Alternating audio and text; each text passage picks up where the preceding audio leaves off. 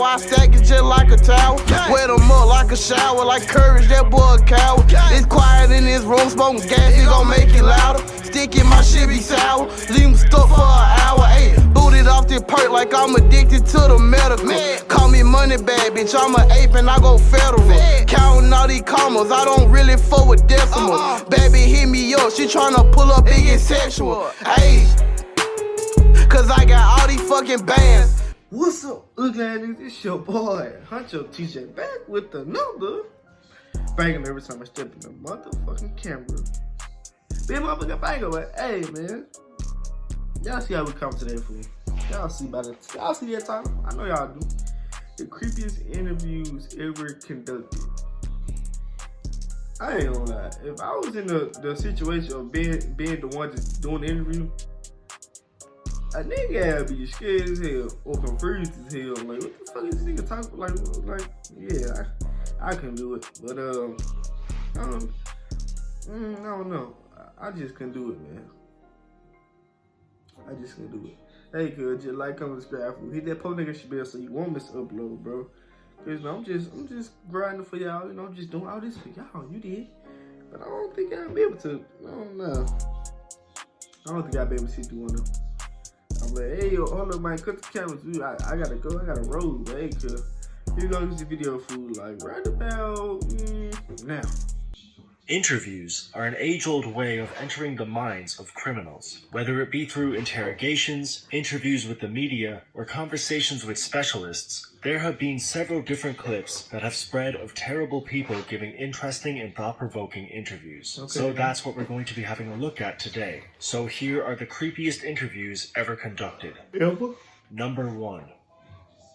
Gary Ridgway is widely considered to be the worst and most prolific serial killer in American history. He was convicted of killing 49 people and confessed to killing 71, a number that is higher than any other serial killer in the United States. Obviously, people were quite fascinated with Ridgway, and a while after his conviction, an interview was conducted with him where he talked about a number of things, from killing small animals to fantasizing about killing his own mother. He goes into detail about some of the things that made him the monster that he is, and surprisingly, he is quite soft-spoken and reserved. Given the circumstance, the interview isn't very professional, and Ridgway is talked into giving many answers that he may have ignored otherwise. However, it's still an interesting deep dive into the mind of the monster.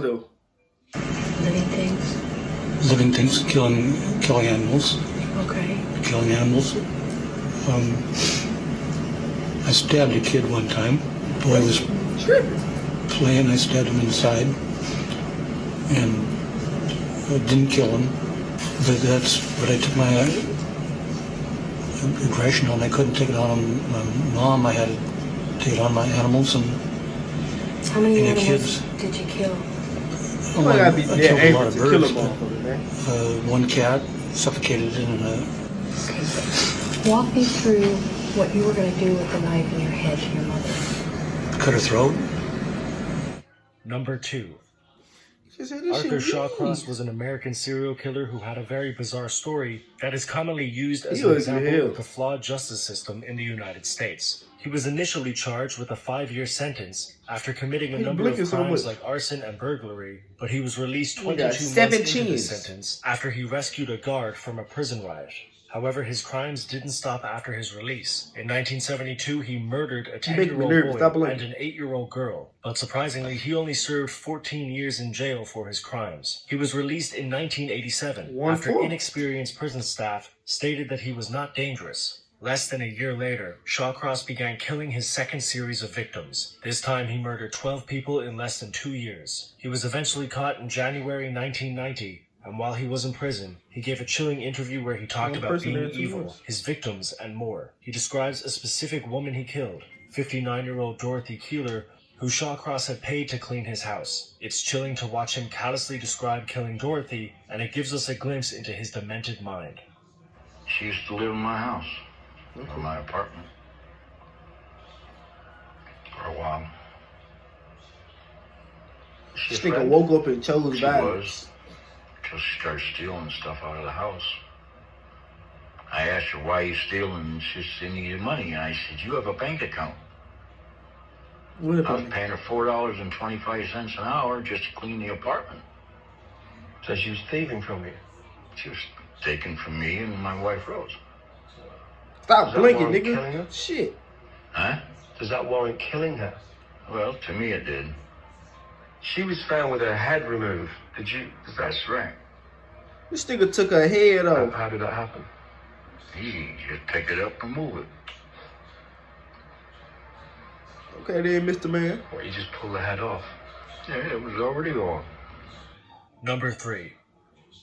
Ed Edwards was an American serial killer from Ohio who killed at least 5 people in the span of 20 years, from the 70s to the mid-90s. He committed a number of crimes in his 20s and 30s that landed him in and out of jail, but in 1967 he was released, and he claimed that he was a reformed man, and even got married and had kids. Unfortunately, this wasn't true, as Edwards was consistently killing people while pretending to live a normal life. In 1977, he killed 2 people. 3 years later, he committed another double murder. And finally, in 1996, he murdered an adopted child that he had taken in as a part of an insurance scam. Many people stated that Edwards was involved in a number of other crimes because of how easily he got away with these ones. He wasn't apprehended until 2009, 32 years after his first murder. He was described as being conniving and charismatic and has been linked to a number of other murders, the biggest being a claim that he is the Zodiac Killer. As he was in Northern California at the same time, it is entirely possible that Edwards was one of the worst serial killers in American history. In 2010, a year after he was arrested, Edwards spoke in an interview about the incident regarding the adopted boy and actually stated that he deserved the death penalty. He stated that this was because of his guilt, but many people assumed it was because he was already dying anyways and he wanted to go in a more peaceful and public manner. He sort of got his wish, as he was given the death penalty, but he died in 2011 due to natural causes. This interview is a strange and haunting reminder of his crimes, and it's interesting to look at now for that reason. The duffel bag is, for example, down here with my feet. And Danny is squatted down and he's taking his hand, he's going through the bottom of the duffel bag trying to find the cigarettes. And I'm standing right here. And I have the sawed-off shotgun, and I ease it out of the bag while Danny's down there looking. You're gonna blow that bitch. And I put the shotgun kind of right here over his shoulder, right down here, easy, and I pulled the trigger. And it was a single shot. And so I put another shell in it and pulled it, the trigger, and he fell on over. He had he did not know that he was going to get shot. I didn't threaten him in any way. I felt bad, but apparently not bad enough that I kept from doing it. He was stealing from my children, and I'm very close to my family in that respect. Number 4. Stealing from his children. I mean, Richard Ramirez was an American serial killer who terrorized the city of Los Angeles in the late 1980s. He killed at least 14 people and was dubbed the Night Stalker by the media. He gained a large following and a lot of interest after his arrest because of his looks and how young he was, but also because he took part in a number of interviews where he showed no remorse for his crimes. In one interview, he admits that he is evil, and while he rarely talks about his own crimes, he talks about the concept of murder and good versus evil on numerous occasions, and it gives listeners a glimpse into the depraved mind of Richard Ramirez. Do you admit to being evil, Richard? We are all evil in some form or another. Nah, player. Yes, I am evil. Stop looking at me like that. Not 100%, but I am evil. What do you want the world to know about you? The world has been fed many lies about me. Evil killer. I have read very few truths. Who are you?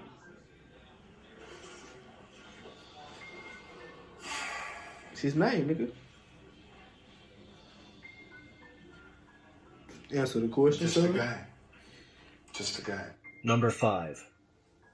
In 2009, a woman named Angela Simpson committed a horrific crime when she lured a 46-year-old handicapped man named Terry Neely into her apartment and tortured him for 3 days, until she eventually killed him. The details of the case are horrific. It consists of her pulling his teeth out, stabbing him over 50 times, and strangling him. She even placed a mirror in front of him so that he would see his own torture. It has been described as one of the most horrific murders in Phoenix history, and when she was eventually arrested and sent to prison for her crimes, she gave a number of disturbing statements and interviews regarding the murder. She stated that she killed Neely because he had apparently given information to the police in the past. She also stated that she had no remorse or empathy for her crimes, and that her only regret was that she couldn't kill more snitches. Her interviews prove that she is one of the coldest killers of the last few decades, and that she is truly proud of her actions.